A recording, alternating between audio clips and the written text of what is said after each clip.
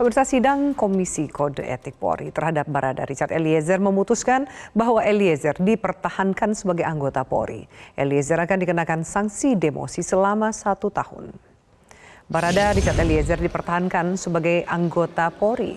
Karopenmas Divisi Humas Polri Brigjen Pol Ahmad Ramadan mengatakan hasil sidang Komisi Etik menyatakan bahwa Barada Eliezer terbukti melakukan pelanggaran etika. Eliezer tidak dipecat namun akan dikenakan sanksi demosi selama 1 tahun. Menurut Ramadan, sejumlah hal yang meringankan adalah terduga pelanggar belum pernah dihukum sebelumnya, mengakui perbuatannya, dan telah meminta maaf terhadap keluarga korban. Sidang dugaan pelanggaran etika dalam kasus pembunuhan Brigadir Yosua Huta Barat berlangsung di ruang TNCC Mabes Polri Jakarta.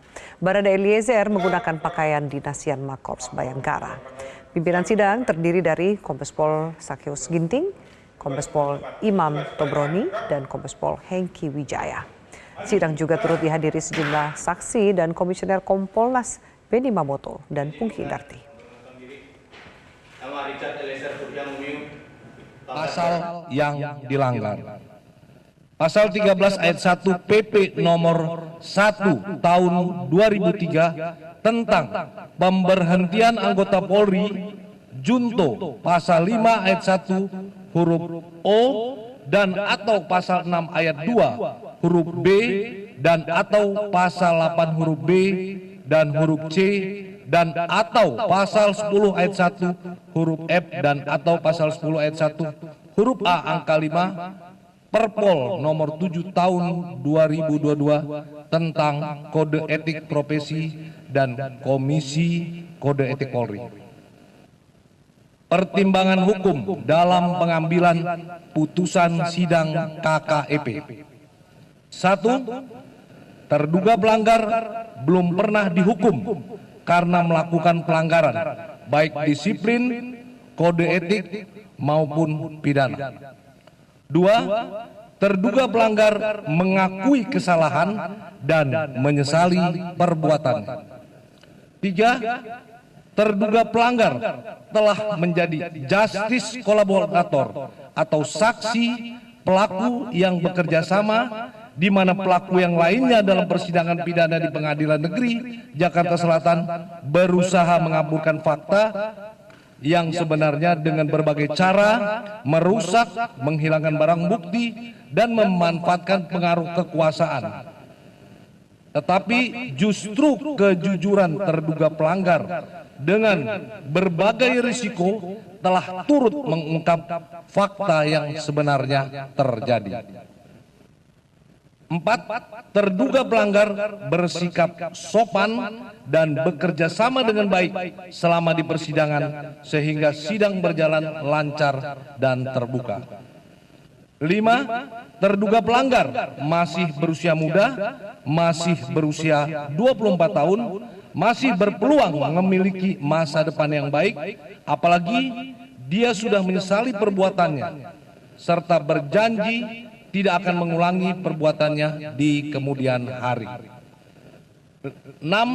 Adanya permintaan maaf dari terduga pelanggar kepada keluarga Brigadir Joshua di mana saat persidangan pidana di Pengadilan Negeri Jakarta Selatan, terduga pelanggar telah mendatangi pihak keluarga Brigadir Joshua bersimpuh dan meminta maaf atas perbuatan yang terpaksa sehingga keluarga Brigadir Joshua memberikan maaf. 7.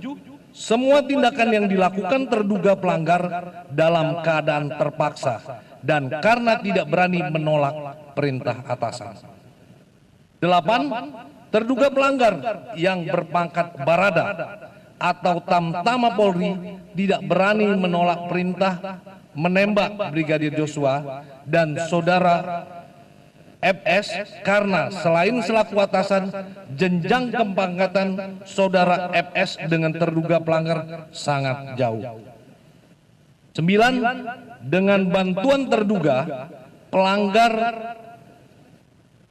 yang mau bekerja sama dan memberi keterangan yang sejujur-jujurnya sehingga perkara meninggalnya Brigadir Joshua dapat terungkap. Sesuai pasal 12 ayat 1 huruf A PP Republik Indonesia nomor 1 tahun 2003, maka komisi selaku pejabat yang berwenang memberikan pertimbangan selanjutnya berpendapat bahwa terduga pelanggar masih dapat dipertahankan untuk tetap berada dalam dinas Polri.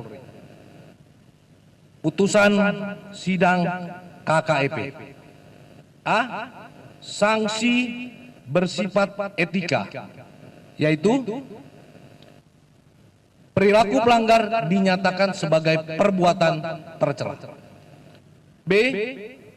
Kewajiban pelanggar meminta maaf secara lisan di hadapan sidang KKEP dan secara tertulis kepada pimpinan Polri. B. Sanksi administratif, yaitu mutasi bersifat demosi selama 1 tahun.